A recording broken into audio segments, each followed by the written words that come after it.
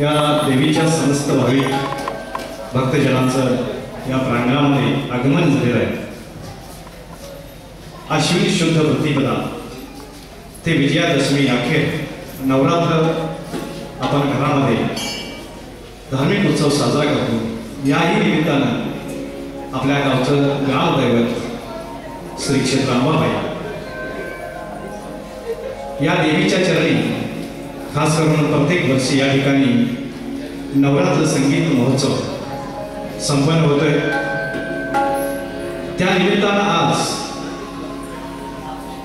या समितीची पहिली वाद्याचं निरांजन आज या ठिकाणी सादर होतंय।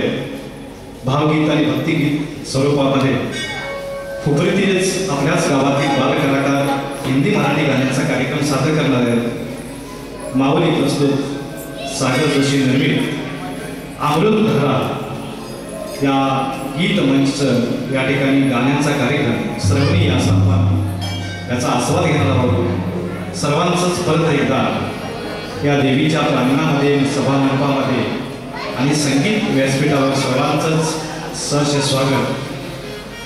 खास करून आज या कार्यक्रमाची सुरुवात देवीच्या आरतीने या ठिकाणी सुरू होते।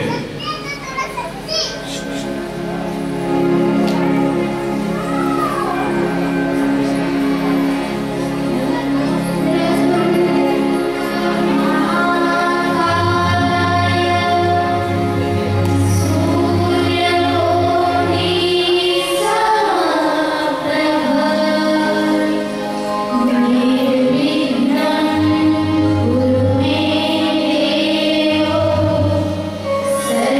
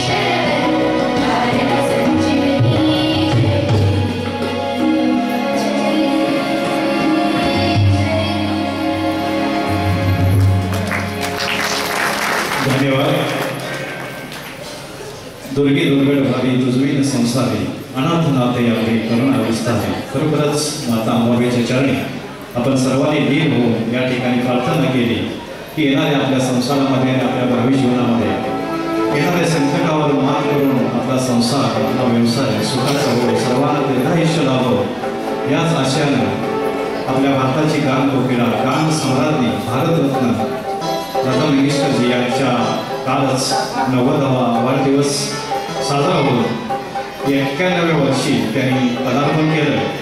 त्याच आशयाने या ठिकाणी गीत सादर होत आहे. गीत आहे वसंत बापट यांचं, संगीत हृदयनाथ मंगेशकर, पंडित हृदयनाथ मंगेशकर, गायिका स्वतः लता मंगेशकर, चित्रपट उंबरठा. खास करून लता मंगेशकर यांच्या या 91व्या पदार्पणानिमित्त त्यांच्यासाठी खास गीत चांद माताला माताला त्याला कशी आवरू अंगी वनवाचिता.